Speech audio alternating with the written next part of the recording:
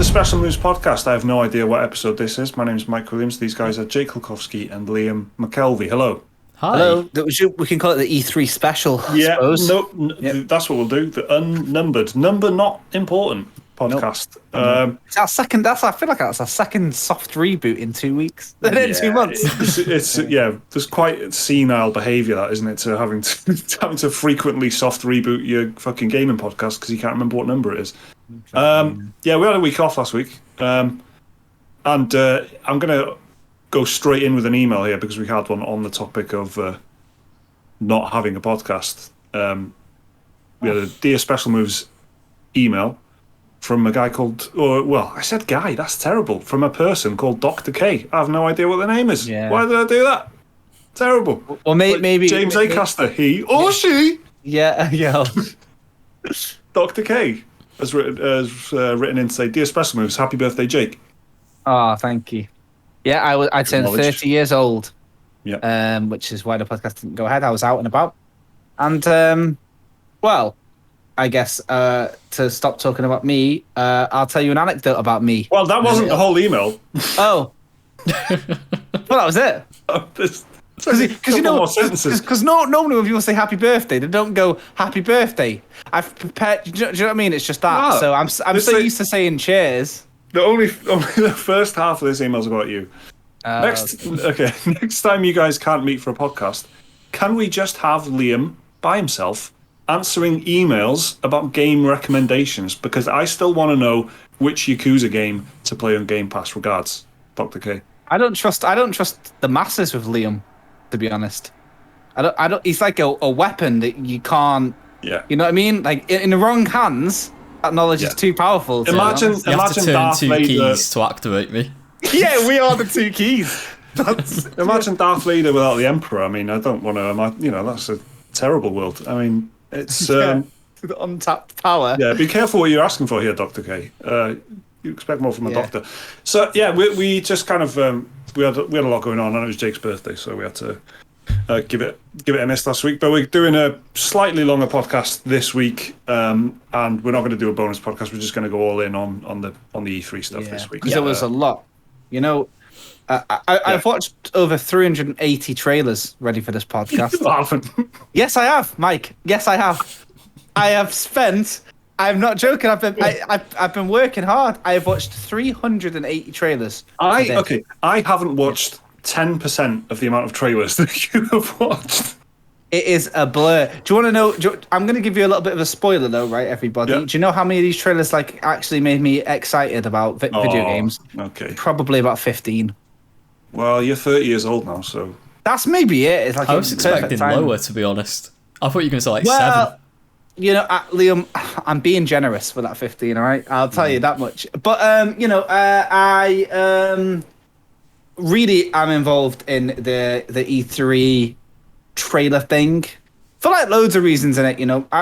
In my job, I kind of work alongside these marketing freaks, and I wanted to see how they're handling what I know to be a very restraining pandemic. And I suppose the answer has been CGI. So that's definitely true. There's a lot of especially in Microsoft's case, it was good CGI, but there was a lot of it. Yeah. It was a long show. It's an hour and a half, and it was pretty. It was pretty non-stop. I thought. There was constant things coming at you, not a lot of bullshit. I didn't think so. Which you can't. When it's really on a stage and stuff, and there's a lot of sort of mild interaction with the audience and things like that, and bringing stuff out on the stage and cars on the stage and things, which doesn't really add to. So you didn't really have, correct me if I'm wrong, but I didn't feel like you really had that. You just had, here's a trailer, here's a load of trailers, here's maybe a quick link on the stage, and then there's more trailers, and it's pretty bang, bang, bang. Yeah. But it was a lot of CGI. And you want to know something? There wasn't really any surprises, to be honest. I've just looked. I'm looking now, and nearly every single title had previously been shown. So, there's some that have been there bloody ages, like Psychonauts 2. I think that's the 4th year in a row that's been shown at E3 Yeah. from Xbox. So it's, I think that one at the end, the Redfall, the vampire one, Oh yeah, made from by Arcane. Yeah, That was like a world, like, Premiere. world premiere. Like, yeah, but everything else was literally like, I think Outer Worlds too. Outer Worlds 2, yeah. Forza Horizon 5 as well. That was like long rumoured but never confirmed sort of Looks deal. fucking good, that. Oh, I've got to say. that- I'm not a that- big driving fan, Genuinely, when it comes to games. but- After I saw that, I went on like all the stock checker websites to see if anyone had a Series X. Yeah, it's the system seller. Yeah, that's funny, but it's so in keeping. I thought you were with going to the- be like, so I could invest in Microsoft. Because yeah, No, I went on Coinbase. Not yeah, that sort yeah, of stocks, no. No, it was yeah. Well, it's you have followed it for a while, haven't you, Liam? You've been on all the Forzas. Yeah. And I like you do Forza- talk about them. Yeah, I really rate the Forza Horizon games quite a lot. Yeah, and this one, I wasn't expecting it to look that good, to be honest. It looked phenomenal. Yeah. I'm I mean, I don't want to discredit Forza or anything, but I'm looking at those environments and going, that's the same studio working on Fable. It is. That's basically the headline for me. it's Fable how, might look this good. how can this apply to the works of Peter Molyneux? Wait till you see the fireballs. Yeah. Speaking of good looking, I tell you what else. Yeah, this could go anywhere, couldn't it? But it's going the most boring way possible. Microsoft Flight Simulator finally coming to console. That was Is it looks good? That looks good to me. I mean, the Top Gun thing was pretty. I thought that was funny. Yeah. Yeah, But- not a tie-in I was expecting for Microsoft Flight Sim. No, exactly. No. Well, speaking of tie-ins, were you guys expecting? Don't know, Disney to get on board? Wait, is it Disney still? Pirates of the Caribbean? It is, isn't it? I think. Yeah. Yeah, it's the fucking ride, isn't it? It's their thing. Theme park. So there's the Sea of Thieves expansion that's free to everyone, which brings story content by the looks of it, isn't it? It's like, that was the real focus of it. That is going to be, because that is the one kind of criticism leveled at Sea of Thieves pretty consistently. It's in the beginning, especially, that it was so open and sandboxy that you didn't. There was no real story drive, and there probably still isn't really. I haven't played it for ages, but. So that is a clear, like, this is a storyline that's going to happen in Sea of Thieves for you to follow, which is cool and new. Yeah. There was also, I guess we probably should have started with this because it's how the show started, but there was the reveal of. Well, I've got to say, it felt like a pretty unceremonious reveal because it was actually leaked by the Washington Post like 40 minutes before the conference, but Starfield. Weirdly, like an error. Yeah. Like they just said it live, the page live by accident, sort of thing. Yeah, it's almost definitely that in it. Like, and Washington Post is like a really prestigious outlet as well, so it's like I found that odd that they've done that, but whatever. And I am interested because obviously, like, this is all edited and it's just little snips, and it didn't seem to have any cohesion. Like, it was just random Todd Howard right at the beginning. I was kind of wondering if they were saving that to the end, and in those 40 minutes they managed to sort of change something up. But yeah, so we got to see. Well, did we get to see it? Starfield was present, and we got to see a CGI adaptation of what the game may look like when it releases in 2 years. So that's it's suspiciously close to Star Citizen in many ways, really, because it's was it 2022 the date they gave? Yeah. Was it Yeah. like no, November it was 2022? it was 11/11/22. Yeah, exactly. Yeah, it was. So 11 years after Skyrim to the Yeah. day. And So it's 18 months, Yeah, isn't it? Which, no, that's true. Yeah. which for a Bethesda game is not that bad. Usually it's like 7 years for you have to wait since the announcement. Yeah, that's true. It started with the words 25 years in the making.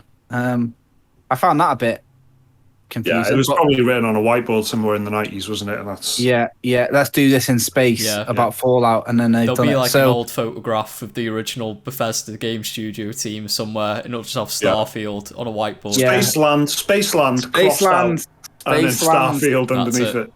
I made the tweet about Spaceland being announced at E3. I don't think the people knew what I was on about. So that was a If you know, shame. you know. If you know, you know. Truly, yeah, exactly. So you tweeted something for me and Liam, and we didn't respond. Well, but why would you? Do you know what I mean? Yeah, It's like in your own tweet. So, but yeah, Spaceland was a level of Super Mario Superstars. So anyway, Starfield. When people say, Jake, do you like sci-fi? I used to say no. Now I say, actually, yeah. It depends how miserable the synths are. And I'm on about both the musical synths and the synthetic human beings. The life forms, yeah, exactly. Yeah. So that's it. How happy are the synths? That depends. But when I think no, I don't like sci-fi, it's because I'm thinking of this type of looking stuff. Like really, okay. Yeah, I don't really feel a thing about this game, but because it's a Bethesda game, single player, Bethesda Game Studios, and it's with crucially the new engine, which if you've got, you know, like if you're going to put money on it, the new Elder Scrolls is going to be in the same engine. I'm going to definitely get it and see what it's going to do day one, especially because it's Game Pass. But how do you guys feel about it? Because I did want to know, like, well, I'm not excited, but I will, you know, I will be, and I will get it, and you know, who's doing the music is a big important question. Well, it's not Jeremy Saw, that's for fucking sure. Exactly. I can have. They did say, is it? How is Enonzer? How is that Einonzer? However you pronounce his name. The guy who did the Fallout 3 music. He's doing it. Yeah. Okay. Well, that's good. Well, I like Fallout 3 music. It's definitely got its you know, it's got its own identity, which is difficult to achieve because a lot of the he did Dragon Age as well. Oh, weird! I was literally going to say a lot of the EA stuff doesn't have that. I think a lot of the EA stuff sounds quite generic. That's right. Yeah, Mass Effect. You mentioned it when you were playing it like the first time. Yeah. This year or whatever. I think you dabbled a little bit, didn't you, before the rem. And I remember you saying that. So then I had an ear out for it when I was playing the remix, and it's really paint by numbers, isn't it? So it's quite difficult to get your own have something feeling like it's got a personality, which sadly we're not going to get with fucking Jeremy Soule. Which he's done. There's a load of games, you know. I keep looking back, and it's like Knights of the Old Republic as well. No, I can't even listen to that. But it's like it's and you know what? Yeah, sci-fi soundtracks over the last 10 years have been banging. They've been proper good. Yeah. They're not like theremins animour. Do you know what I mean? Yeah. They're like these big, expansive Vangelis rip-off saw waves. So it's really, really cool that it'll have a soundtrack and lasers. I'm all for that, but you know, I think I love Skyrim. I love Elder Scrolls. I love Fallout. I'm hopeful that I'll enjoy it. I'm just not at the moment excited because I haven't got anything to be excited about. It's still sort of concept at the moment, and I'm always interested. I like this kind of sci-fi, but sci-fi is when you're trying to do it like this, when it's about going from planet to a planet and exploring.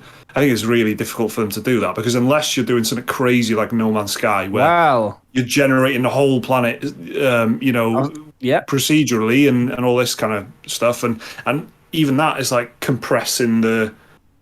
You know, how much of a sim is it going to be? Because are you just going to be like a elite dangerous?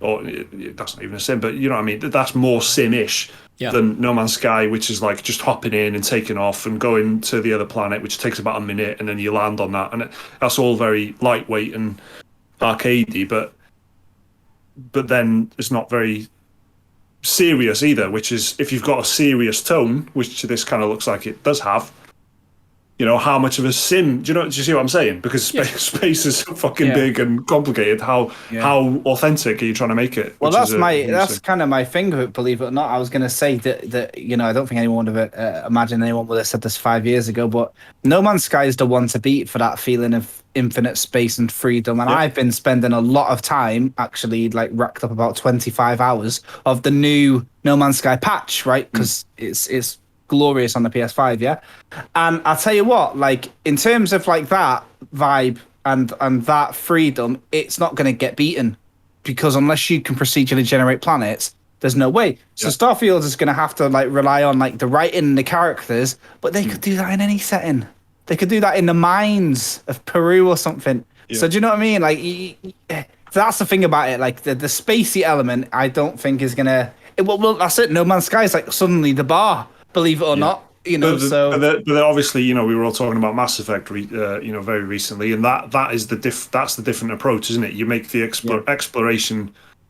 It's a good illusion because I was saying this recently, just talking about Mass Effect, where Mass Effect gives you the illusion that there's loads of space for you to explore by giving you the map of the Milky Way and all this and whatever. But you're not actually the actual game world space that you've got isn't very big, is it? But that's a genius kind of approach. So they have to kind of take that approach, I think, and try and do their best magic trick to make you think, which isn't what they do, is it? You know, they give you Skyrim and you can just explore Skyrim and go to the top of the mountain. That's it. Yeah, that really is the best thing about Skyrim. People feel like it's part of, you know, a giant world, and you don't get to see the other side of the world.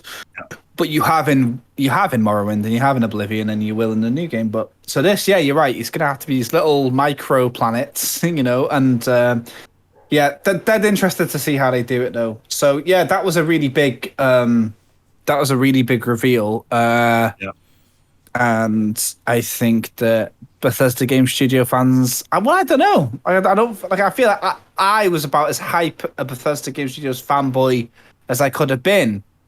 Around the time of Skyrim and even Fallout 4, and I'm not that bothered about it now because Fallout 76, to be completely honest with you. So, is there anything else that caught your eye in that one, though, guys? The Xbox thing, Battlefield, obviously, but it looked like another Battlefield game. But it doesn't matter. It doesn't matter what they show. I'm going to get this straight away. This is one of the series where I think I'll just get it. Yeah, so I was in from the get-go, pretty much. Yeah. I'm just seeing all the crazy weather effects. It looks fun. Yeah, exactly. Not sure how cool that'll be every match, but it probably is. It's the hurricane. You know, like I remember what we especially quite recent. No, not quite recently, but like the last 6 months or so. Played a bit of Battlefield 5, maybe.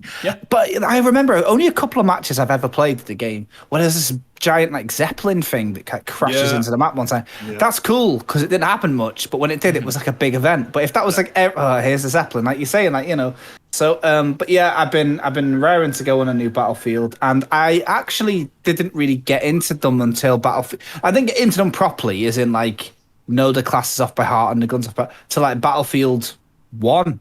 I did Battlefield 4, but it was like my PC was like I had to play it on low settings and whatever, and then that was when Call of Duty was really doing well, wasn't it? So I haven't actually played I've been dead invested in a modern setting Battlefield, and I know that you guys kind of go further back with that, don't you? Like especially Bad Company and which isn't modern, but still not World War One, is it? Well, it's Bad Company 1 and 2 have got a great setting where you almost don't think of it as a modern game. It just has its own identity somehow, but it definitely is 20th century sort of contemporary stuff. But it doesn't go crazy with gadgets and things either. It doesn't. There's no fucking drones and stuff like that I can remember anyway. So Battlefield looked really good. I think there wasn't that story based. Was it 12 minutes? Was that show on? It's Annapurna. Yeah. That looks good. That looks really good. Yeah, it's interesting because they do really well at making games that are a bit more cinematic, walking simmy type stuff. But this one's got Hollywood talent. It's James McAvoy, Daisy Ridley, and Willem Dafoe. I can't remember if there was anyone else. But and Daisy Ridley, she's got some lines of dialogue in the trailer, and it's good. It's really good. It suits her because she's one of these actors where she kind of looks a little bit in danger of being I did Star Wars and then struggled to get work type. But she's she can be really good, and I think it's promising that based on the trailer.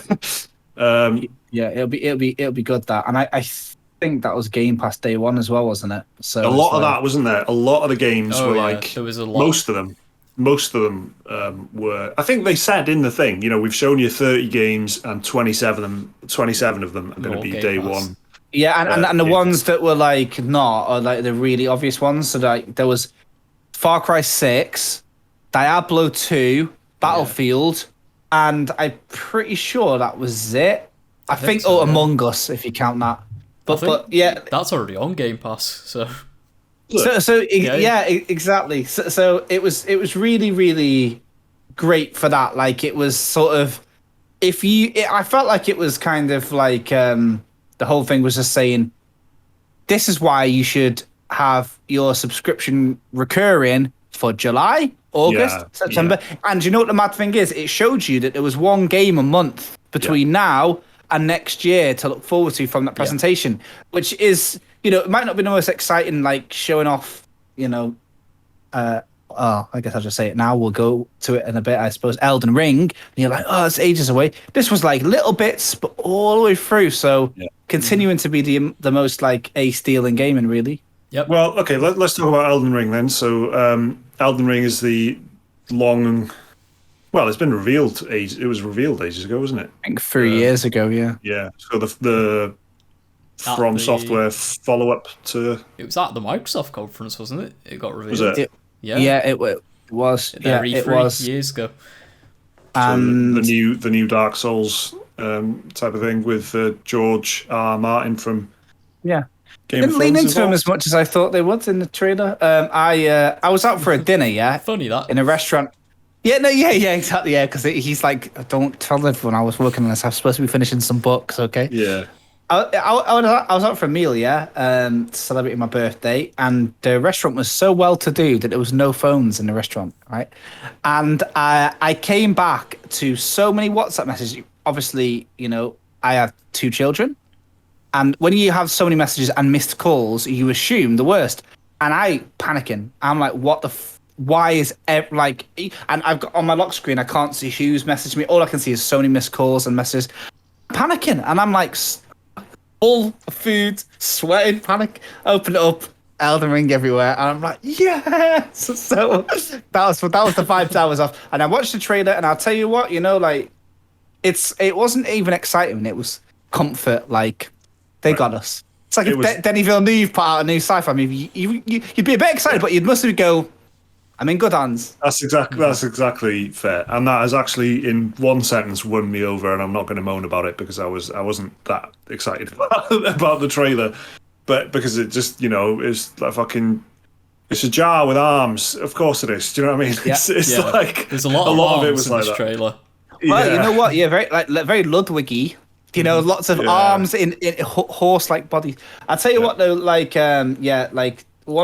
I'm seeing some comments online about this is going to be the new Cyberpunk, and the reason is because the hype from the fans is so much that it's exploded. But From Software are, if not anything, consistent. Like to the point where people are crying, that we've been waiting for ages for this. Sekiro came out in 2019. Let's be absolutely clear here. They are fucking nothing like CD Projekt Red. All right, that's the that is a different thing. From Software are amazing, and you were allowed to say they're amazing because they've been very, very good for a great many years and have made loads of games that you could pick out as being the best game. And there's such a debate about, everyone's got a favorite one, everyone's got the one that they love the most, and still like all the others as well. It's not like some people are saying, oh, I like Bloodborne and I hate all the others. That's a rare thing, I think. Exactly. And you know what? When I was talking about consistency, these games that Mike's talking about is how people talk about Elder Scrolls, which has been going on for 30 years or so. Since 2011, we're not even including Demon Souls and the remake, which is 2 extra titles. You got Dark Souls 1, 2, 3, Bloodborne, Sekiro. 5 games in 10 years, nearly every year, Game of the Year type shit. I mean, you look on any best games ever list. There's if there's like not 4 or 4 out of the 5 there.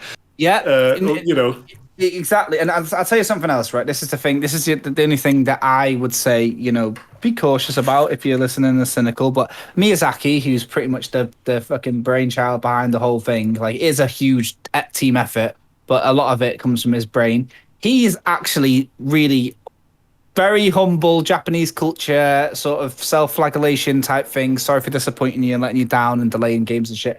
He's saying the culmination Did you just print off a document, Jake? What? Did you just print off a document? What, did you hear a noise? Yeah. It's like a printer. It's my PlayStation 5. All right. It's your fan. It's me, fan. It just tapped on just for a second. Sorry. Yeah, I realised I was getting a bit sweaty. Sorry. Yeah. No. I'm looking at my. You were doing some like fucking. Some admin. Yeah. Yes. You guys carry on. I'm just going to send a quick fax. No, so I'm just saying it. Yeah. Yeah. This press release will be going out to everybody listening. Everyone on the mailing list. Okay. So as I was saying, Miyazaki's normally pretty humble, right? He's not like saying I'm the GOAT, Bloodborne's the best. He's not being Kanye West about it. But he's saying, this game is everything that we've been building up towards. And he's not a Peter Molyneux type. He doesn't say this about every game. He didn't say about Sekiro. What he said about Sekiro was, temper your expectations, Souls fans, because this is an action adventure. It's nothing like this. But what he's saying about this one is, this is our best game yet. We've been working on it for ages. This is the game we've always wanted to make. And this is the only game we'd consider the successor to Dark Souls. So you're like... What did you think of it, Liam?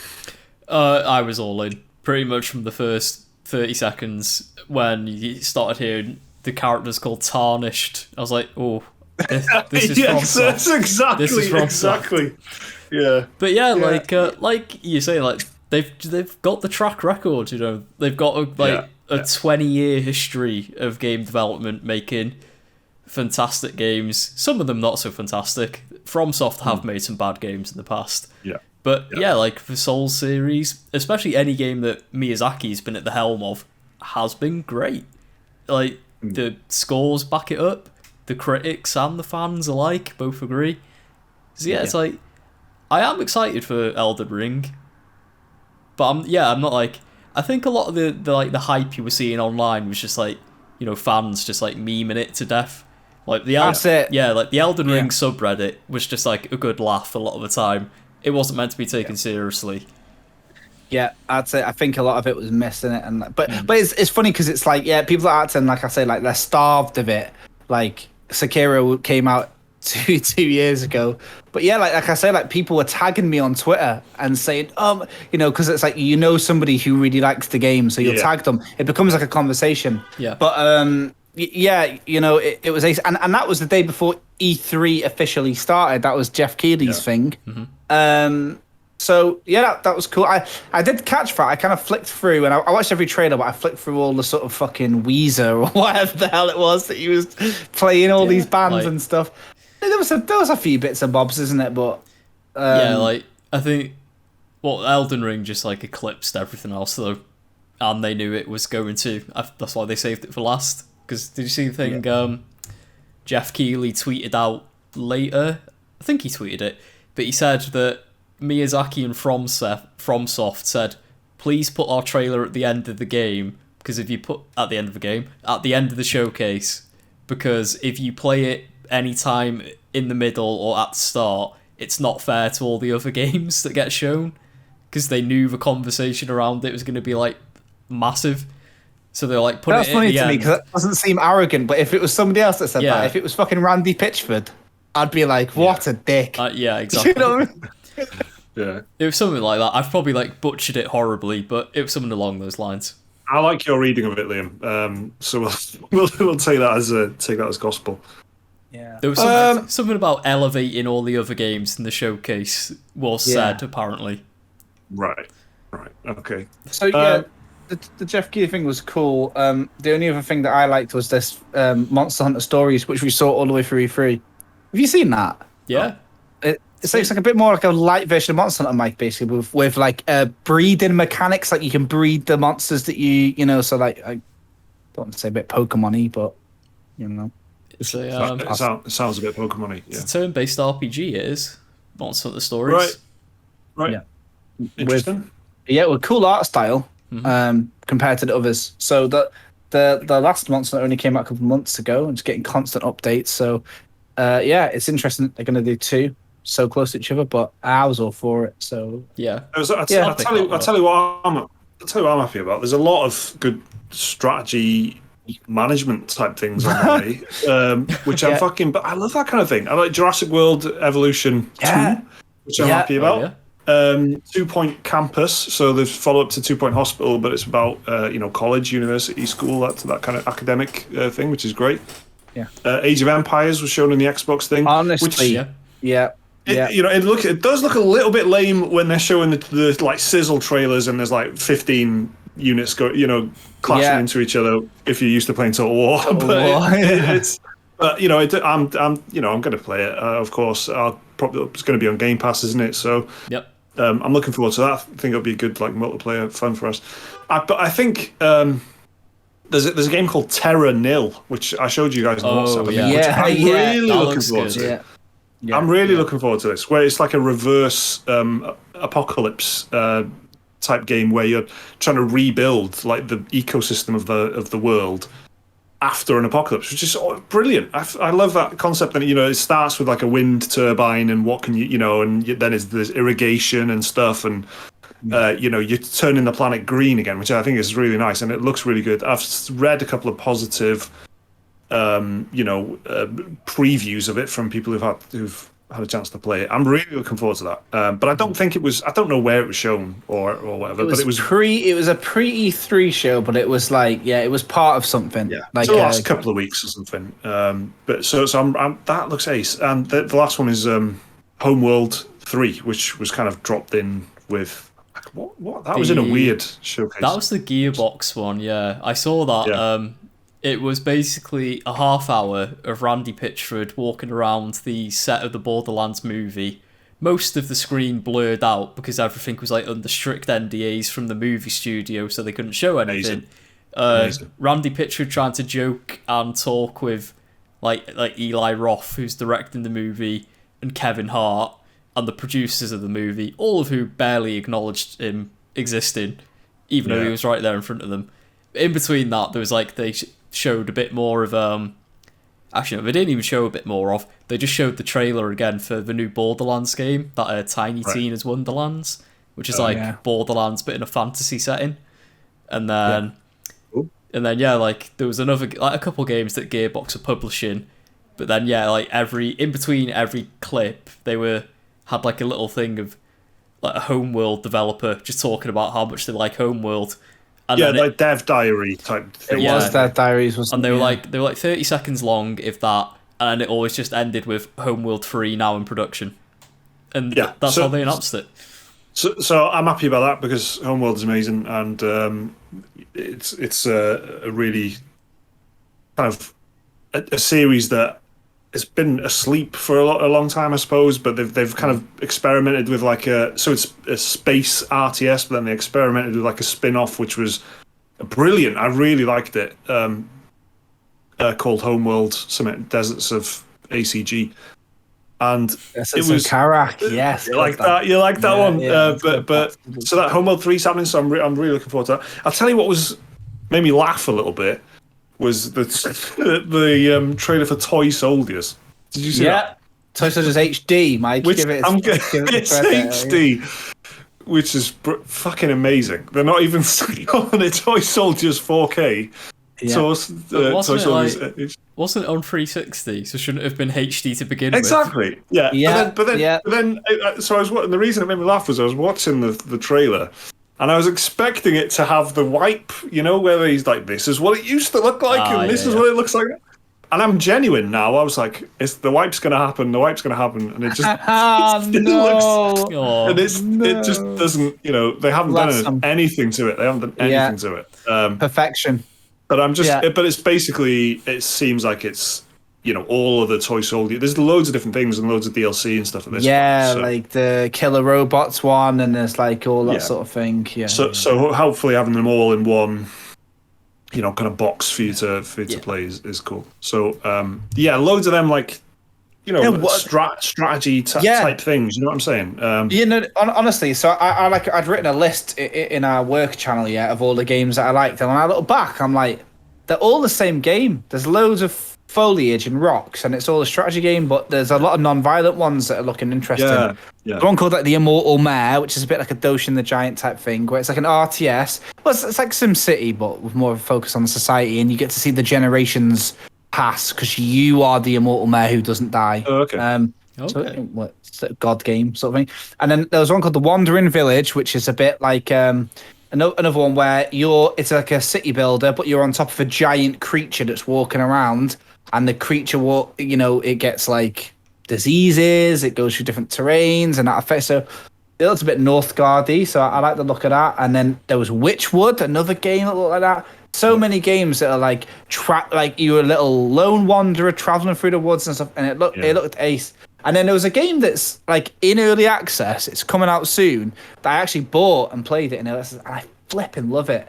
I make a mention quite a lot about this game called Islanders or something like that. It's like some £1 game on Steam. Really good, that was. I really found dead simple. It's barely a game, is it? Really? Well, I found that game has been either wholesale ripped off by somebody with a better budget, or that was actually a rip off of this original game called Dorf Romantic, right? All in one word, romantic with a K. and I saw it as part of the Ubisoft conference. Ubisoft had this like little PR thing right in the middle of their conference where they're like, and here at Ubisoft, we like to support indie developers. Here's a message from somebody who won a grant from us. And it was this guy from Berlin who's made this game, and it's exactly the same as Islands. You get these little tiles, and you're to make, and it builds outwards. You have to make a city, and if you run out of pieces, it's over. But you combo the rivers together, and it all makes it is low good. pressure kind of building and stuff, isn't it? Because there really is no pressure in Islanders, is there? Yeah, you just do what you want. Yeah. If you're playing the story later on, it gets to the point where you run out, and when you do, you move on to the next island. So there's no fail state, and same with this. Exactly. Yeah. But you know, you can. I guess it's the challenge of it is you can see if you can go forever. But it was. So I ended up buying and playing that, and it was really good. But I saw a stat today on GamesIndustry.biz that a third of all the games shown at E3 this year were non-violent, which is. You kind of sense that, which is cool. Wholesome Direct showed off about 60 games. I don't know if you guys saw that. I'm sure that would have taken a big bite out of that percentage, really, wouldn't it? You know, the Wholesome Games effect on that percentage is probably going to be huge. Isn't I'm it? not sure how true this stat is because I've just made it up, but I think about 50% of those games you played as a frog. So by that metric, probably about 10% of all games at E3, you were a fucking frog. You were a low poly frog who's coming back from university and trying to adjust to small town life. Which is a risky amphibian. It's a risky amphibian in the 21st century, but Wholesome Direct is what I was interested in because I like those types of games and stuff because they're relaxing to play, but so many of them it's like the trailer, like you could if you played the drinking game you'd be dead. Yeah. If you played have a shot every time they do a bit of fishing, doesn't matter what the game was. At some point, they're gonna start fishing or farming. But yeah, there was a bunch of cool looking stuff there. Moonglow Bay I liked, and Bear and Breakfast, which has a demo now. So yeah, that was cool. Liam, what did you think of the Nintendo stuff? Because that was the most recent, I think, wasn't it? It was. Yesterday or the day before? Monday. No, Tuesday. Tuesday it was. Yeah. Tuesday, yeah. Okay. I thought Nintendo was pretty excellent, to be honest. Of all of the E3 stuff, it was probably my favourite in terms of stuff I'm looking forward to. Yeah. It was it was about, what was it, like 40 minutes long. It was all killer, no filler, straight to the point. There was loads. Like there was No More Heroes 3. I think that just got I can't remember if that was during the presentation or the treehouse bit afterwards, but they showed off some gameplay No More Heroes 3, which I thought looked great.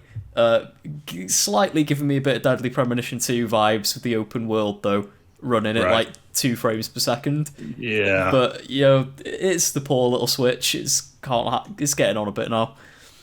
Yeah. That's what should have happened, didn't it? It should have been Switch a fucking Switch Pro, but there we go.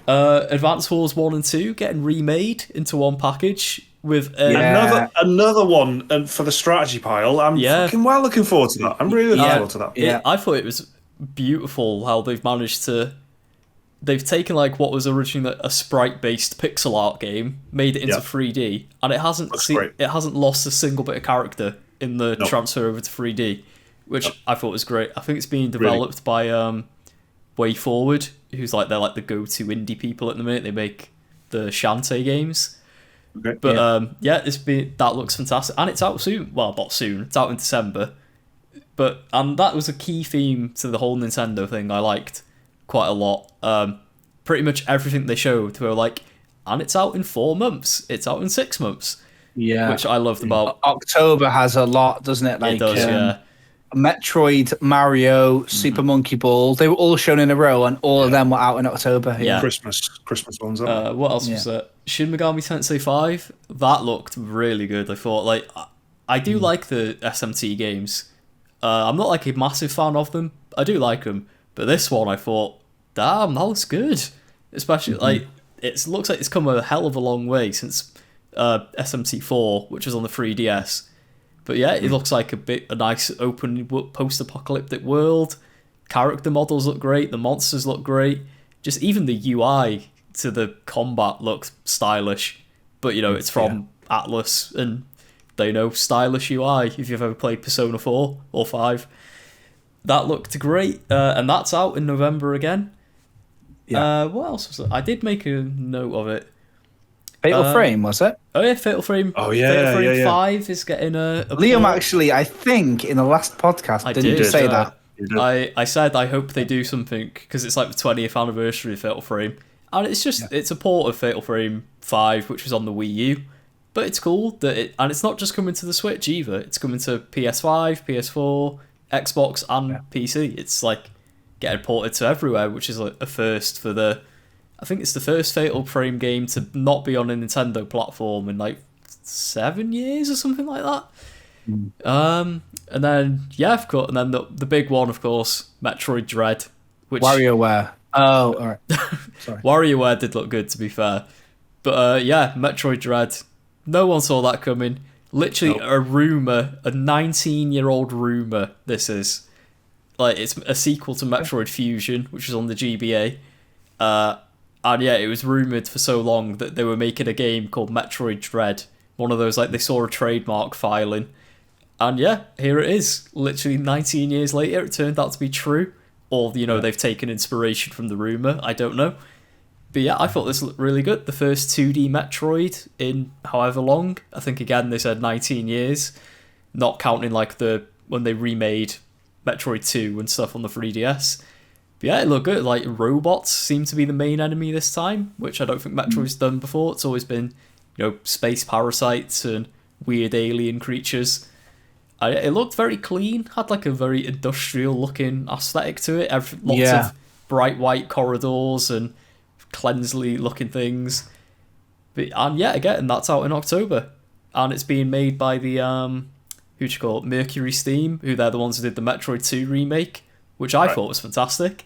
So I think the Metroid series is in good hands. And they've said, what is it? Metroid Prime 4, still in development, still coming along. Don't worry about it. It's still... So they all they showed of that was a logo a few years ago now, wasn't it? It was basically... Yeah. Right? Didn't they just say Metroid 4? Metroid Prime and then like a little purple 4. Yeah. That was it. But they released, I think it was like a year and a half ago now, they released like an update saying they've rebooted development on it and given it... Right. Because I think it was meant to be... The rumour was it was being made by Bandai Namco for Nintendo. But then apparently Nintendo weren't satisfied, so they scrapped it and gave it back to Retro Studios, who are the people who made Metroid Prime 1 to 3 and Donkey Kong Country Returns. But I think that's it. It's just they just said it's still coming. Don't worry. Knowledge.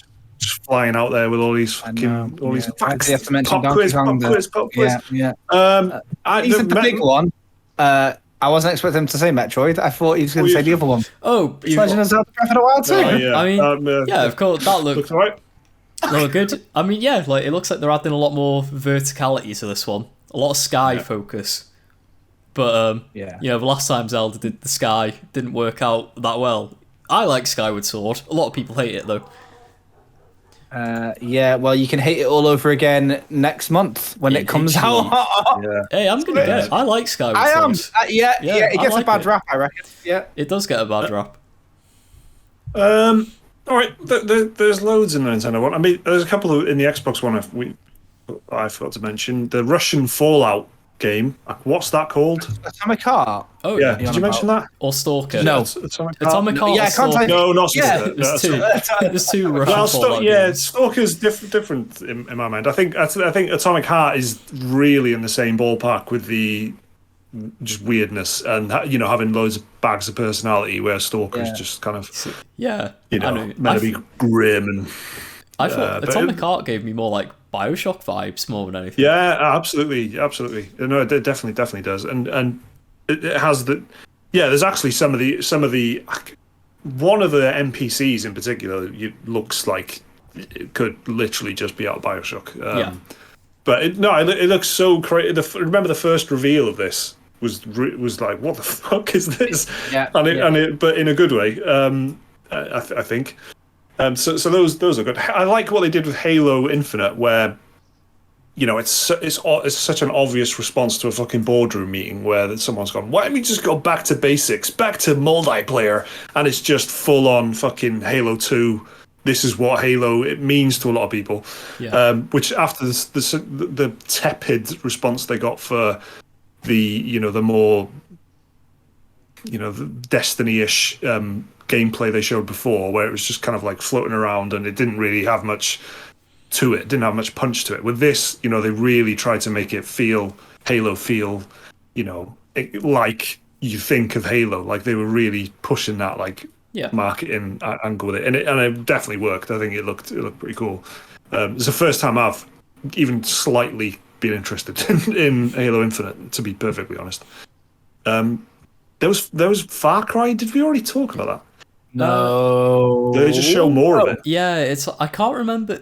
There was somewhere who showed gameplay. I can't remember which one it was though, because it was at the Summer Games Fest thing. It was at Ubisoft's own thing, and it was at Microsoft's as well. Wasn't it the week before that Thursday? Because remember they showed off not they, because it was different people, but it was Dying Light revealed, and there was Far Cry revealed. Yeah, you're right. Yeah. So it was like even earlier, but this time, can't remember what that showed. Ubisoft showed off the villains DLC when you could play as Vast, Paganman, and what's his name, Joseph Seed or whatever from 5. So they've already outlined the roadmap for it, and then I think it was just, I can't remember, they just did a bit of an overview about what's coming out basically in the Xbox One, but I couldn't care less about this one, boys, to be honest. I don't know how you feel. I'm actually looking forward to it. Far Cry is the only Ubisoft game that generates any sort of emotion in me anymore. Like, I can look at Division, don't care. Rainbow Six, don't really care. Assassin's Creed, nah. Far Cry, I still enjoy them, even though they're pretty much the same formula each game, just they change the setting around. But it's like, I think it'll be good, and I'm looking forward to going up against Gus Fring, even though I'm sure the actor hates just being constantly referred to as Gus Fring for the rest of his career. Been around for a very long time. I mean, I remember seeing him do the right thing. Yeah, amazing. But I think it'll be good. Back for Blood, I'm up for. I think that. Oh yeah. You know what? Yeah, it's a day one and another October release, if I remember rightly, 7th or something like that. I think so. It's interesting to me that Warner Bros have got a day one Game Pass game. So I'm thinking ahead to the Batman game that they're working on, and they're working on Harry Potter game. That's true. Very true. There's a lot of, I think they have had Shadow of they're Warner games, aren't they? Yeah, Shadow of Mordor and War are both Game Pass. That's true. Yeah. But it looks good. That I tell you what though, that looks a bit similar to that other one. Well, no, in fact, I'm chatting shit because you know what? Yeah, we didn't see a single thing about the other one. I'm on about the vampire game that Arcane made that we talked about earlier. Oh, yeah. I assume that's a 4-player co-op first-person shooter with hordes of enemies and then special enemies that do fly or they spew green sludge. So I'm not faxing. I'm just the heat. The chill has come out. I think with that Redfall one it sounded like it was going to be an immersive sim game like Dishonored Prey, just with a co-op aspect to it. I don't think it's meant to be like a Left 4 Dead horde shooter type thing. I think it's meant to be like a proper co-op RPG from what... That's what it sounded like to me anyway. I could be wrong. I think it needs to be that to be interesting. Absolutely. You got your Vermintide and your Deep Rock Galactics and Dark Alliance and whatever. So Arcane are known for doing Give me interesting something stuff. different. Give me that 4-player recipe, but give me something different, not Yeah. just fucking waves 'Cause, and like, waves of stuff to shoot. They specifically said it was from the Prey team as well when they announced it. So that's what makes me think it'll be something like Prey, but yeah, with a co-op focus instead. Yeah. I don't know why, yeah, but it probably does seem obvious when I say it, but I was just getting massive Shadowrun vibes off it. You know, like the 360 Shadowrun Yeah. multiplayer. And I think it's probably just because it was, you know, kind of present day, modern, future thing, but with, you know, this mythical element. It probably was that, but there's something about the characters or something that was just making me think of Shadowrun, which isn't not a bad thing. Sable they showed again, which looks nice. Yeah. Still, Yeah, I played that. That's out soon, isn't it? Is that out in Yeah, a couple of weeks? It is, and the demo is actually available right now on the Xbox. I've been playing a couple of these demos. Tunic as well, you know, the one with the little fox that they show yeah, off. that I was played great. that as well. Yeah, was great. they're on the Xbox right now. So like, yeah, both. It's pretty good, you know. I thought the art style would be quite bad on your eyes when you're playing it. Yeah, But it's actually not, you know, you adjust to it really quick. But yeah, that's really getting there now, isn't it? I feel like that's been like years and years, like Psychonauts, and you know they're showing it for years. Yeah. So and then they showed the rat game, Plague Tale 2, Oh yeah, it was Requiem. Requiem, of Because course. if you ever make a sequel, just put Requiem or Retribution, and you've got your sequel straight away. yeah, definitely. But yeah, it's cool.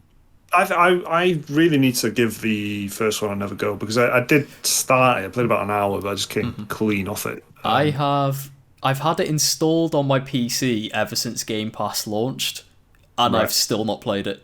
It's been sat there on my hard drive for like 2 years at this point. You know, I might try it on PC. Actually, that's probably that's a good idea. Because I tried it on the One S, I think. Yeah. And I don't know, I just didn't click. I think I played it on PC. Yeah, actually, I might do that. I might see how it goes on PC. Yeah. Just have a different run at it. All right, is there anything else that stood out for you there? There's something I wanted to raise with the room, and it's Stranger of Paradise Final Fantasy Origin. Yeah, we almost forgot Square-Enix entirely. Yeah, well, it's their own fault. I love Square, but good God, that was not a good show they put on.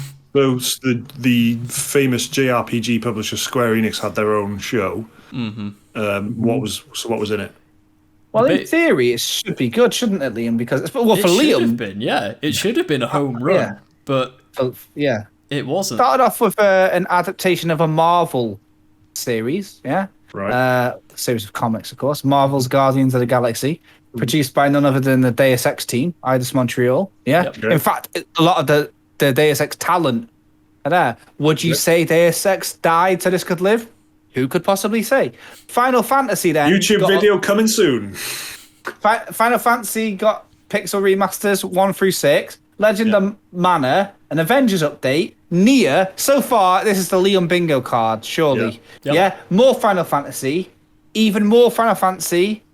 Even more Final Fantasy. That could literally be the title of those Final Fantasy things, to be honest. I'll just quickly run through it. The titles were War of Divisions, Final Fantasy Brave Exvius, Final Fantasy Brave Exvius 5th Anniversary, and Final Fantasy VII, The First Soldier.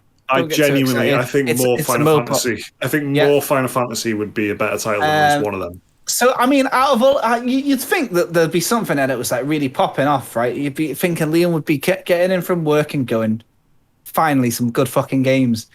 But, you heard it from the big man himself. Wasn't that exciting? Is it a no? I mean, so they spent most of their time on the Guardians of the Galaxy thing. Right. And, they were giving it all, saying, like, it's our own unique vision. It's separate from the comics, separate from the movie. All the characters, apart from Gamora, look like the movie versions, and they kept playing like 80s power ballads throughout the gameplay demo, which, what the first film was famous for the soundtrack. But never mind that. But so they announced Guardians of the Galaxy game, but straight away they said you can only play as Star-Lord, who is my least favourite of the Guardians of the Galaxy, so that wasn't a great start. And his gameplay didn't look that exciting, to be honest. It just looked like a very floaty third-person shooter. And then there was like the one thing. It is interesting how they've got a like a relationship dynamic between the group where if you side with certain characters too much, other members of the Guardians like start hating you and stuff like that. So that looked a bit interesting, like having to manage the group because it's a bunch of dysfunctional people all like thrown together. So that looked a bit interesting. It did have a bit of like group will remember this vibe to it. Yeah. But like the gameplay just the combat looked really floaty, and the enemies just like it was literally blobs, gelatinous blobs, literally giant gelatinous cubes. I'm watching it right now, and it literally is Jello. Like, which is fine if you're kind of a 90s Final Fantasy game. You can be a gelatinous cube. Exactly. That's all right. Yeah. That you have to cast magic on because it's the only way to kill it. But yeah, like just the environments they showed looked really drab. It was just like a empty, barren planet with a bit of plant life every so often. And so after Guardians, they did like the Final Fantasy Pixel remasters, which that which I've kind of weirdly been asking for. Not exactly that because it's 1 to 6, but I would love to see some equivalent to that to the 7, 8, and 9. Like so, I'm happy we're getting like 1 to 6 with the pixel art instead of the horrible really smooth sprites that they did for like the Steam and mobile versions. But then again, you think stuff like this dead cert for like the Switch, right? Nope, it's PC and mobile only. Yeah, which doesn't seem to make a lot of sense. It's got to be eventually. It's got to be, hasn't it? Like they're just saying no to money if they don't do that. So like this could have been one of the coolest reveals, I reckon, if it was for the Switch. Yeah. Even if it was like PS4 or Xbox, that would be better. But just like having them just PC and mobile seems like a really strange move. And then it was just like a bunch of mobile stuff that like Brave Exvius has already been out for years. Final Fantasy VII: The First Soldier is a weird battle royale, like free to play mobile battle royale in the Final Fantasy VII world. Don't really know what that's about. They keep saying there's an open beta coming. They've been saying that for like a year and a half. What else? There was like the Legend of Mana remaster, but that's literally out next week, and we've seen loads of gameplay from it already. There was Life is Strange shit. Yeah, the Life is Strange True Colors, which we've already seen like a fair bit now, and then Life is Strange remastered as well, which I don't think those games really needed remastering because they already looked pretty good. So I don't see why they need a remaster for PS4 when it's already on PS4. Doesn't make a lot of sense. And then like they showed Nier Reincarnation a little bit, which is like just a mobile game in the Nier franchise. And then it started to get really weird. They showed off Babylon's Fall, which is a game developed by Platinum Games, made by the Nier Automata team, from what I can gather, published by Square-Enix. We first saw it revealed, I think 3 years ago now. It was a while ago. Yeah. And then we haven't heard anything about it since. It sort of showed up again, and it turns out it's going to be a 4-player co-op live service dungeon-based hack and slash game, and somehow it looks worse than it did in the reveal 3 years ago, and it put everyone right off. I think the trailer on YouTube's got an 80% dislike ratio. Oh, really? On it, yeah. It's not what you want to hear from Platinum Games, and like Platinum Games have been in the conversation quite a bit recently because we haven't heard anything about Bayonetta 3, which was announced 3 years ago as well. Yeah. So Babylon's Fall it looked really lacking for Platinum Games, which is really disappointing to see. There's meant to be a closed beta of it coming soon, but you couldn't even sign up for it because the website was broken. So I don't know if they fixed that yet. And then they went on to the big one, Stranger of Paradise, Final Fantasy Origin, which within mere minutes of that trailer instantly became memeified on Twitter, Reddit, everywhere. Yeah. I don't think. Did you watch this, Mike? Yeah, just because you told me to watch it Yeah. before we started recording. And any words that stick out just before Liam says it, because Liam's going to say it in a minute, and I just want to know. I didn't watch it properly. I skipped. Oh, so there's nothing. There's nothing in particular you want to destroy that has to be destroyed. No, I missed that bit. Oh my god! In 2 minutes and 20 seconds, Mike, they said the word chaos 9 times. Yeah, I did pick up on that. Yeah, there's a chaos. lot. He's here. We need to kill chaos. Forces of chaos. Yes. Yeah. It is the edgiest bullshit I've seen in a while. He rocks up in a fucking muscle fit top in a high does. fantasy setting to Chaos's house. Yep. And Is he's that like, unusual? Is that unusual? Is it? I mean, I thought feel it like was that fucking. What was that game where there was dragons and the guy had Beats headphones on? Scalebound. Remember? oh yeah. Scalebound. Yeah, Perfect. like, Yeah, that's Yeah. spot on. That's spot on. Just, But I've been watching. I've been watching a lot of Mythic Quest, the series, and all I was thinking about was how fucking basically a lot of games are exactly the same. And that series really, just subtle, not well. I guess it's subtle, but they just use other games to pretend that it's Mythic Quest. They use For Honor and stuff like that a lot. Yeah. But basically, a load of games look exactly the fucking same. And I just thought that I'd seen that before, somewhere. Yeah. This game, Yeah. and that probably is what it is. The fucking Beats Dragon Slayer. So, Stranger of Paradise, which I hate that name, hate it so much, it's awful. It is, if you remember a couple of weeks ago, there was a rumour floating around that Team Ninja of Neo fame were making a Souls-like Final Fantasy game. This is it. It's Yeah. Right. It's like it basically Souls-like. Yep. yeah. Yeah. By the way, me and Liam have played this game. Yes. So Me and Liam have both played this game. yeah, they put a demo out immediately after the show. Is it Souls-like? Sort of, not really. This is what kills me when it's like when Jake says that the fucking Star Wars thing is Souls-like. It's just, it's not. It's it's more Neo-like than anything. Okay. The Stranger of Paradise. It's just you got to earn Souls-like. You do. Do you know what I'm saying? Well, the Neo team have earned Souls-like with Neo. Absolutely, that's the perfect. But then they lost it again. Souls-like. But then they've Right. lost it. So yeah, it's a bit different. Liam, I thought it was more like Code Vein, mate. To be honest, do you know what I mean? You're spot on.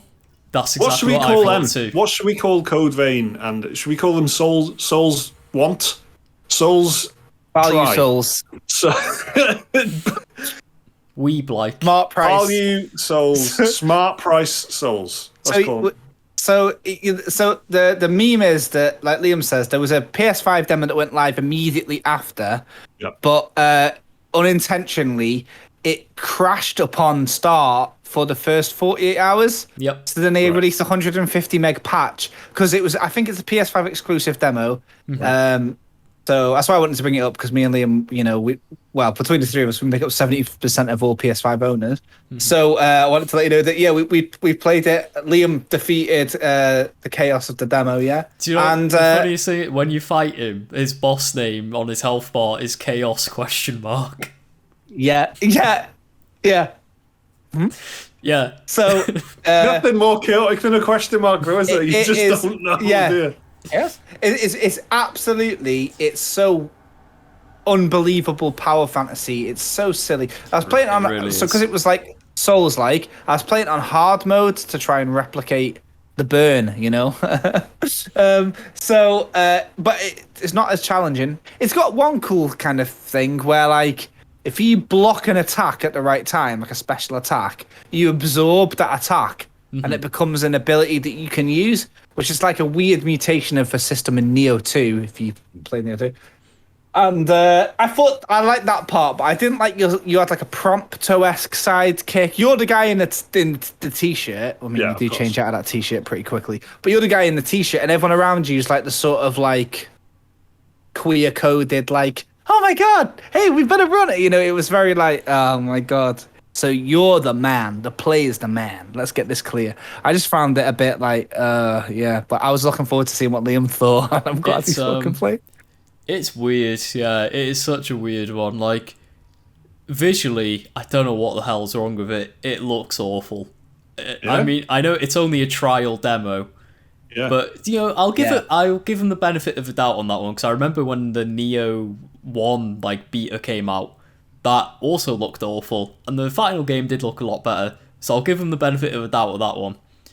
But yeah, it's the weird mishmash of having these very modern looking characters who look like they've just strutted off the catwalk at Paris Fashion Week in a high fantasy setting with goblins and wolves and stuff.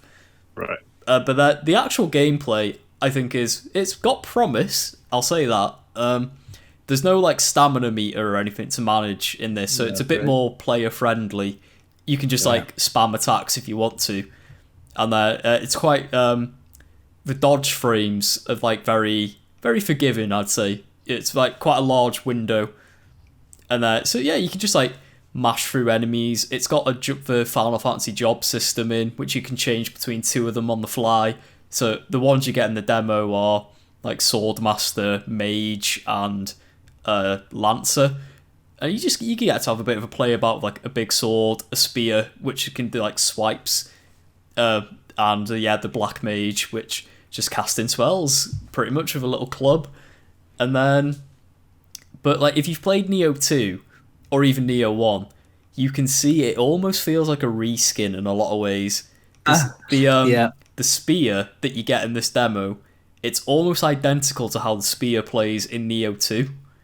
It's like they've just copied the moveset over, but changed the texture. I've done Neo a couple of times, 3 times actually, and I got the PS5 remasters of them both, and I main spear. That's the weapon I main. So it's identical. Yeah. You can. I'm mm-hmm. But then so even the game mechanics, they have the big one. It doesn't instead of dodging, a dodge roll in other Souls games or whatever. In Stranger of Paradise, you have it's basically a parry called Soul Break, but it is almost identical to the yokai counter in Neo 2, where when an enemy attacks you and they've got a bit of a red aura about them, if you can time your counter, you'll do basically a perfect block and stagger them and leave them open for a massive combo from you. And that's pretty much, you can just spam that and it'll get you through nearly every enemy. But yeah, and it's just it's fighting mobs, and it's got the Neo 2 loot system as well, so you can change all your gear. It's got skill trees, just stuff +4 to your vitality and stuff. There's no leveling up system like in Souls. You don't individually level up a stat. You just get better gear and unlock inherent abilities +4 stamina, unlock a new combo attack and stuff like that. And then it's all right until you get to the final boss of the demo, which is it's not difficult, but spams you to death a lot. It just never gives you any breathing room to do anything, and unless you're perfect parrying every time, there's never a window to attack him. And that's where it reminded me of Code Vein a lot, because that's how the bosses were in Code Vein, where they would just relentlessly attack you all the time, and that's sort of where the difficulty of the game came from, rather than it being a genuine challenge with Souls bosses. So I think it's got a lot of promise, this Stranger of Paradise. They've got a lot to work out though. It's got a lot of work that he's doing to get it up to the same standard as Neo 2, any of the Souls games. You don't really want to compare it to Code Vein, because that's not one of the better games, but sadly Code Vein is the best. It's better than Code Vein, maybe, I don't know, it's hard to tell from this half-hour demo, but it's it left Souls like Final Fantasy on paper should be a home run for someone like me, but this demo left me being I'll keep an eye on it, see how it goes, but my hopes aren't high for it. Okay, well that was Square-Enix, which we talked about thoroughly, covered. So should we do some emails before we do new games? So I've read one out earlier, but if you want to send us an email, the address is dearspecialmoves@gmail.com. That's dearspecialmoves@gmail.com. Please don't use that address to sign up for any websites, dating websites, and such, because just a bit annoying. Just a bit annoying, Joni. Please stop it, Joni. Right. Let's do. Basically, we've got some good questions. We've got some good questions this week. This one is from Rasmus in Espoo. I hope I've said that right. In Finland. Yeah. Yeah. Nice. Rasmus says, "Salutations, peculiar actions." Yes, I did that to annoy Mike. Anyway, thanks for the great podcast. I've been listening since you have been on Pretty Good Gaming. Do you have any games that you recognise as good games, but you got into them on the wrong foot or something, and it just never clicked for you? An example for me would be Stardew Valley.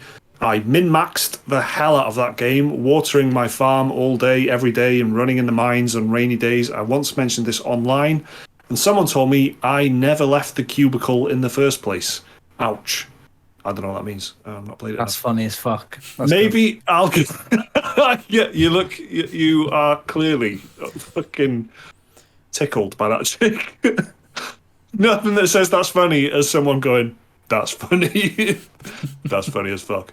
Maybe I'll get a Switch one day and then really get into it. But right now, I just wondered how I turned from a passionate role player into a min-maxer. Has this ever happened to you? All the best, Rasmus. Don't think we've had an email from someone in Finland yet, so that's cool. I don't know. I do this all the time. I think I probably go for games and they just don't. I just said earlier, I tried the rat one, whatever it's called, Plague Tale. Yeah. I tried that and I just couldn't get on with it. But maybe I was just in the wrong frame of mind. And but I do that all the time. I really am. I'm bad for it. I think. Yeah. There's a bunch of games. Yeah. Right. Thanks for the email, Rasmus. No, I think it's difficult because I think certain games make you expect something as well. They sell themselves as things that maybe they just don't, aren't able. Yeah, there's a recent example. I can't remember what it. Well, do you know what? I'll tell you about a game that I played recently, and I just look back at it and think, did I really like that? And the answer is no. It's Returnal. It's a good. I respect that it's a good game, and I love roguelikes. I think I've finished every major released roguelike apart from Returnal in the last 5 years. That's a big statement, but I'm pretty sure I have. And I just don't like it. I didn't like Risk of Rain, and I don't like this. And I guess they're, in a way, maybe it's because they're 3D. But I don't know. But I can kind of see it just didn't click. But it's, the worst example of this for me, and it's like the absolute worst thing, especially it's an embarrassment for like a fanboy Zelda fan, is Breath of the Wild. I was fucking thinking Breath of the Wild. I was fucking thinking it. Yeah. It's weird because I haven't even finished. I haven't got like halfway through it. I don't think. I just can't. Yeah, it's got to the point where I'm this close from rebuying it for £40 because it's on sale at the moment. But it's like I love the look of it. I watch people play it. I watch people play different areas of it, and it looks great. And I want to go in there again. I'm going to take another run at it because when it clicks, I'm sure it's going to click. But the weapon durability and all that, and I suppose I don't know. It was doing something really different than the others, I suppose, because I've done all the others and I love all the others. I even like Skyward Sword and the ones that people consider shit, like Phantom Hourglass.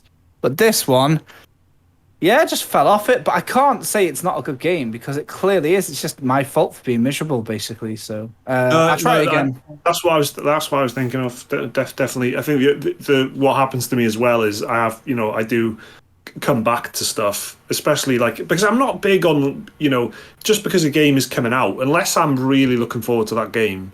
I'm not. So Ghost of Tsushima, for example, when that was out and all the marketing and stuff, and I've talked about it loads, but people saying, they had the Kurosawa mode and all that sort of stuff, and I just really took against it, and I tried it, and it just felt like another open world game. But then I went back to it, really tried to get into it, and I did get into it and loved it. So I am able to get over it, but it was definitely sort of my mindset. Yeah, sometimes you got to take a run, and a lot of it's expectation. That happened with me with Mass Effect. It took me like 3 or 4 runs up. Right. But with Stardew, the min-maxing that he's on about is, it's disastrous.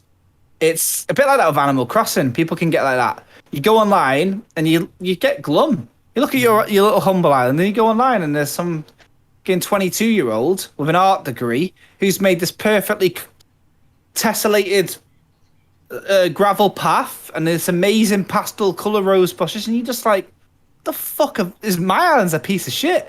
And you just, it takes the fun out of it. And that's the same with Stardew Valley. You're like, instead of just thinking, I'm going to relax, you're instead going, all right, can't we just take 10 days to bloom and worth that? But also, can I just get green beans instead? Because that'll, you don't think about your yields, mate. You've got endless amount of time. Have a bit of fun. I hate that in all games. Like, it was Total War and stuff, Meta. It just, I hate it. I hate the kind of, there's two types of advice for Total War, which is like, just fucking keep playing it and enjoy it and do whatever the fuck you want. And the other one is like extremely specific micromanagement details about what you need to do at all times and how to, and it really doesn't matter. It doesn't matter unless you're into competitive gaming or something. So I'm really not interested in that, and it just completely ruins the illusion of the, when all I'm thinking about is the mechanics and I'm managing an Excel sheet of, what exactly do I need to get the best possible outcome for the next 2 hours. I just don't care. It's not fun. So why would I even do that? I'll just do some fucking work if that's what my mindset is. Exactly. What about you, Liam? Honestly, for me, like the Elder Scrolls games, I played Oblivion. My friends were going mad for it at the time. Yeah. And I'm just like, I could recognize. I was like, this on paper should be great, but I don't know what it is. It just isn't clicking for me.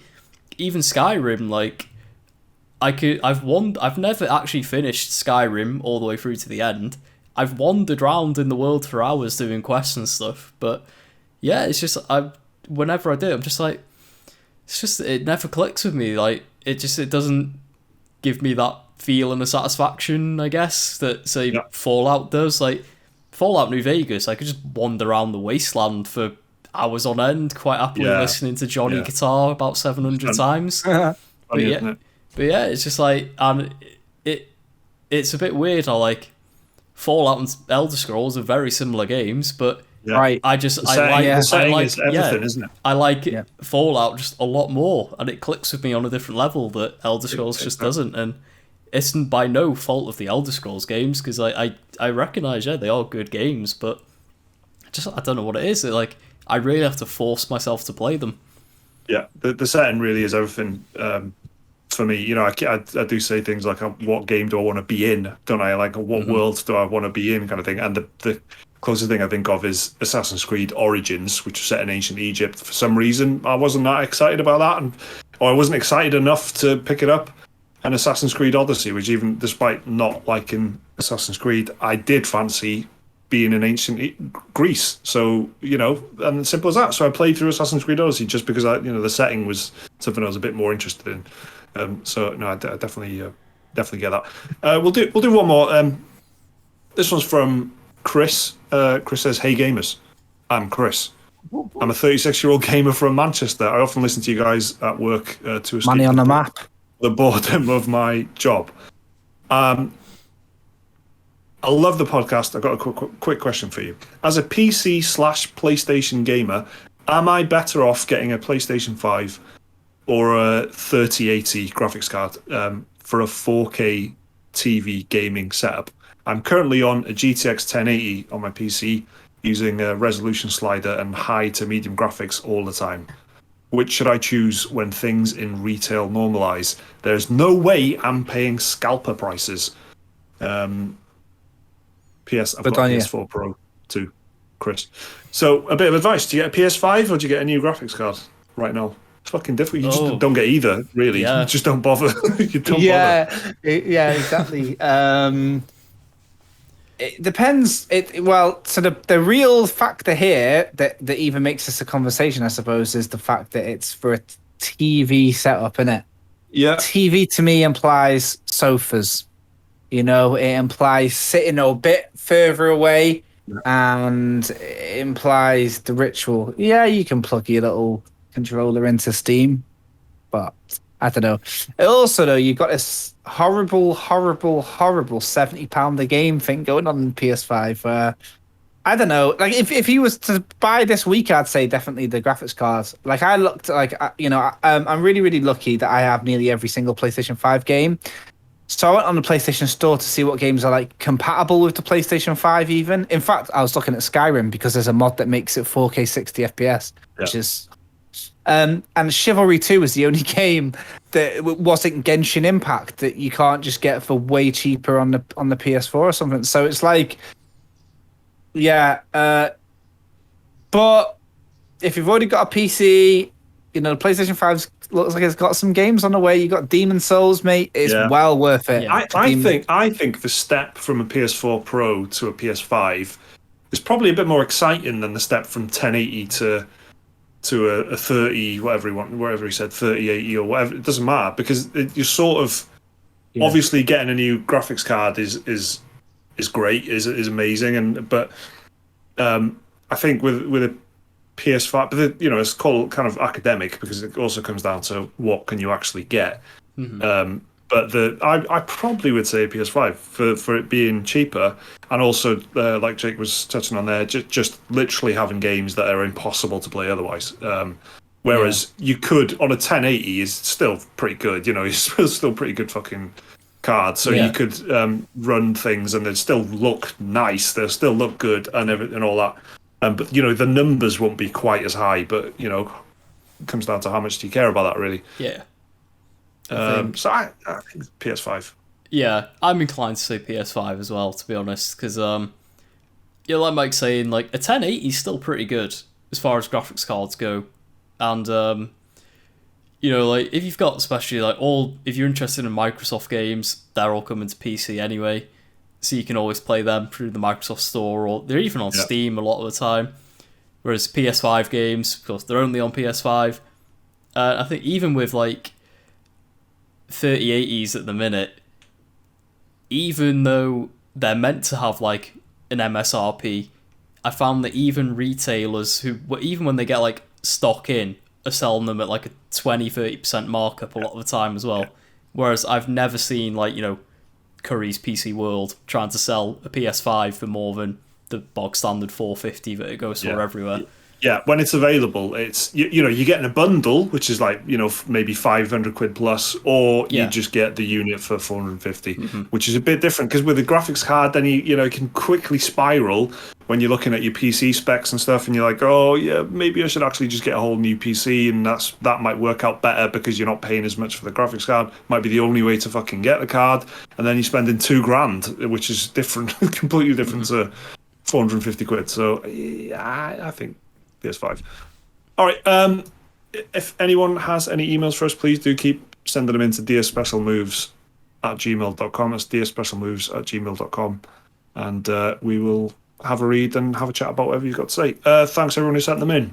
Let's do the new games. There's a few things coming out. On the 18th, which is the day the podcast goes out, the Friday of June, there's Metro Exodus Complete Edition.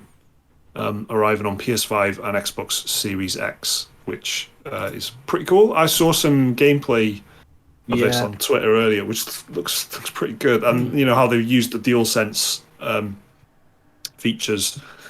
They've really tried to work the DualSense into the Metro X, and the Metro games have always been good, like technical showcases, haven't they? I believe the Complete Edition, or Enhanced Edition, whatever they call it, it's also completely ray traced. It's a 70 gig ray traced file. That you download. I saw that on Twitter this morning. Just the ray tracing bits or something like that. I don't know. What's the even point if you're not going to be lit by?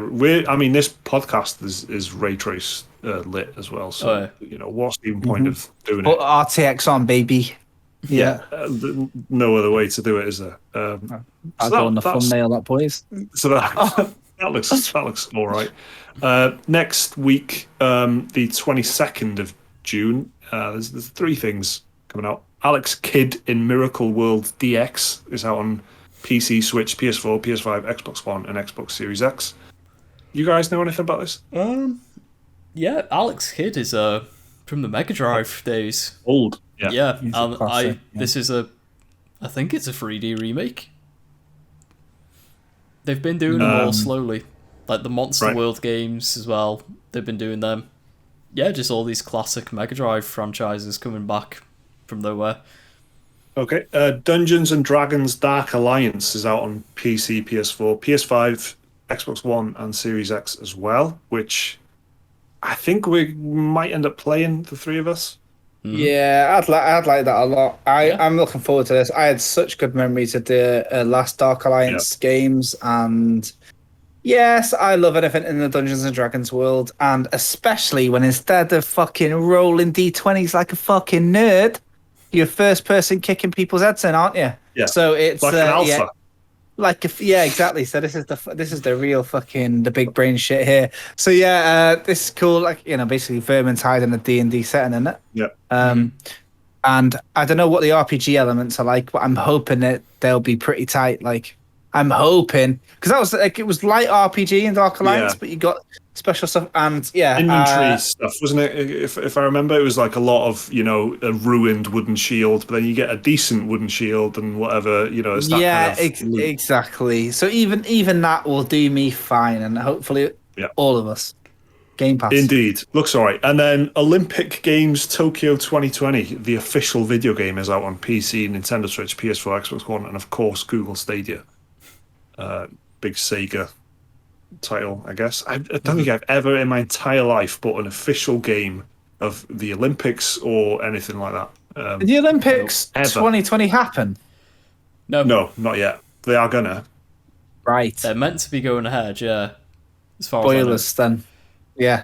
So if someone plays it, don't tell us what happens at the end. But I just have no interest in this at all. Like, you know, someone will. Yeah. Unless Mario and Sonic are in it, no buy. Yeah, exactly.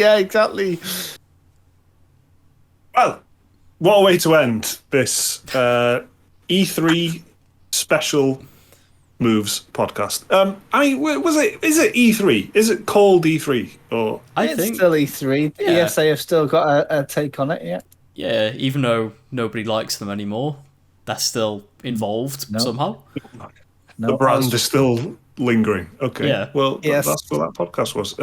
Sorry for missing last week. We should probably be back on regular service from now on. No bonus podcast this week. We apologise, but we did want to do a longer, chat about allocated time was reassigned to the masses this week. So apologies, shareholders. Yeah. We went communist instead of capitalist. This week only, though. This week only. Thanks for listening. Thanks for watching. Keep your emails coming into the Espresso Moves. Keep supporting us on Patreon, and enjoy the bonus podcast that you usually get. We'll see you next week. Bye.